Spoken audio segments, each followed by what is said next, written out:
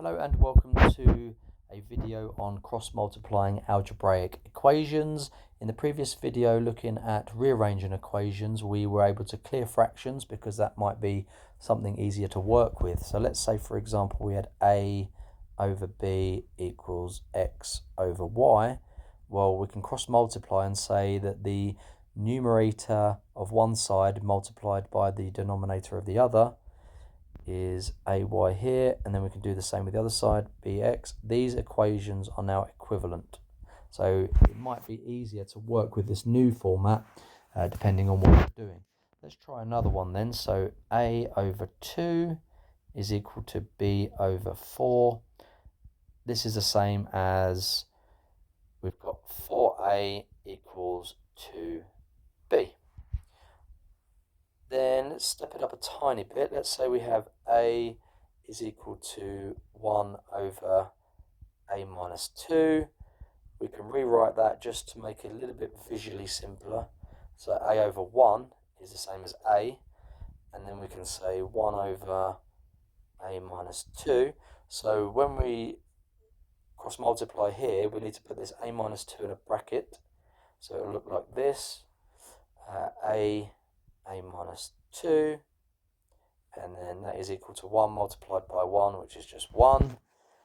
And so what we can then do from here is we can expand this bracket out. So a multiplied by a is a squared, and then a multiplied by minus 2 is minus 2a, and that is all equal to 1. Let's try an even harder example now. So let's say we had b over 2 minus b equal to 4 minus a over a. Then we've got the b multiplied by the a, simply ab. And then we'll put these terms in brackets. Appreciate that's not very good. A. Let's put these terms in brackets now. So that would be 2 minus b, 4 minus a. So what we'd do from here then is we'd expand those brackets out using FOIL. So hopefully you remember that method. And that would be AB is equal to 8 minus 2A minus 4B plus AB.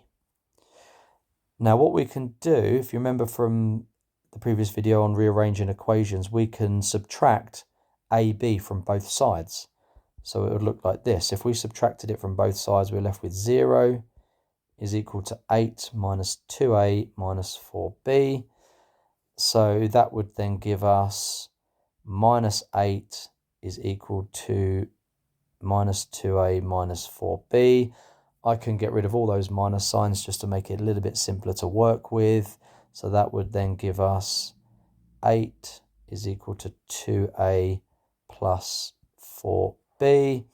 Here what I can do, again, if I'm doing everything on both sides, the same thing on both sides, it will still be equivalent. So I'm going to divide everything by 2 just to then simplify it further. And that will then give us 4 is equal to a plus 2b. Now, just to see if we can satisfy it, and I've kept it simple. So let's say we're given the values a equals 2. This is a bit of a refresh on satisfying algebraic equations. Let's say we're given these values, a equals 2 and b equals 1. Well, let's plug that in. Let's see if that is actually the case. So 2 plus 2 times 1. So we have 4. 2 times 1 is 2. 2 plus 2 is 4, so that checks out. That was just a little bit of a refresher at the end there, but hopefully you were able to see all the steps that we did, going through how to cross multiply and then simplify it where necessary and where possible.